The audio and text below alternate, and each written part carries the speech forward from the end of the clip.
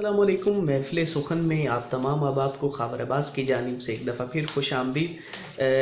सबसे पहले तो आपकी मोहब्बत का, आपके प्यार का बेहद शुक्रिया। आप बहुत अच्छा फ़ीडबैक देते हैं मुझे और आप बहुत प्यार करते हैं मुझे, बहुत सराहते हैं मुझे, तो ये बहुत ज़्यादा शुक्रिया आप लोगों का।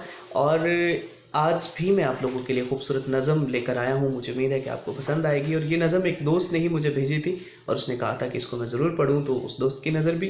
तो आप तमाम अहबाब इस नज़म को सुनने के बाद मुझे अपना फ़ीडबैक और अच्छी अच्छी पोइट्री भी मुझे ज़रूर भेजिए। मिजाज बरहम, खफा सा लहजा, उदास चेहरा, नाराज़ आंखें। वजह जो पूछी मैंने उससे, मेरी जान उदास क्यों हो बरहम, नाराज़ क्यों हो। भर के उछली आंखें उसकी, लड़खड़ा के गले से लगकर मुझसे बोली, कहाँ गए थे, क्यों गए थे, मुझे बताओ कहाँ गए थे, क्यों गए थे। तुम्हारे बिन जो बेबसी थी, इलाज उसका बता के जाते।